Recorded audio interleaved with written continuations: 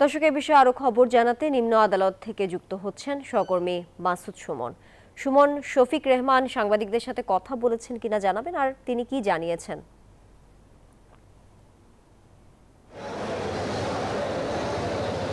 ধন্যবাদ তানিয়া। তিনি কিন্তু সাংবাদিকদের সাথে কথা বলেছেন সেই আদালতের সেই রায়ের পরে কিন্তু তিনি কথা বলেছেন। তিনি বলেছেন যে অভিযোগ করেছেন যে বিগত যে স্বৈরাচার সরকার ছিলেন সেই সরকারের কিছু এজেন্ডা বাস্তবায়নের বা সমর্থন না করার কারণে তার যে স্বৈরাচারের যে কাজগুলো ছিল সেই কাজগুলোকে সমর্থন না করার কারণে যেসব সাংবাদিকরা তাদের সমর্থন করেনি সেই সব কারণে কিন্তু সাংবাদিকদের হয়রানি করা হয়েছে। তিনি বলেছেন যে তিনি সহ আরএফএল কিচেন সিঙ্ক, স্বাস্থ্যকর কিচেনের চিরস্থায়ী সমাধান। আরো বেশ কিছু সাংবাদিককে মিথ্যা মামলা দিয়ে কিন্তু এই হয়রানিটি করা হয়েছে। আপনাদের আরো একটি বিষয় জানিয়ে রাখি, তিনি কিন্তু আরো বেশ কিছু অভিযোগ করেছেন যে এ ধরনের যে মিথ্যা মামলা সে বিষয়ে যারা করেছেন মামলা তাদের বিরুদ্ধে ব্যবস্থা গ্রহণের তিনি আবেদন করেছেন। পাশাপাশি আপনাদের আরেকটি বিষয় জানিয়ে রাখি, সেটি হলো এই ঘটনাটি কিন্তু 2011 সাল থেকে শুরু হয়েছিল।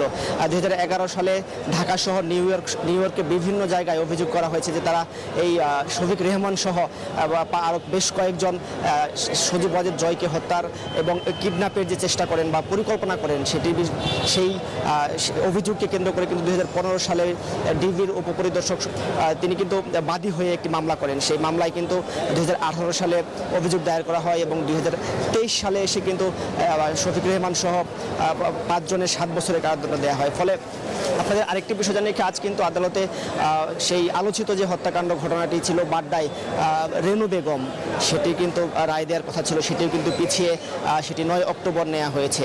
তো শফিক রহমানের অভিযোগটি ছিল যে তিনি শুধুমাত্র সেই স্বৈরাচার সরকারের কথা মতো কাজ করেনি বলেই তাকে মিথ্যা মামলায় ফাঁসিয়ে দিয়ে এই হয়রানিটি করা হয়েছে। এই ছিল আমার কাছে সর্বশেষ।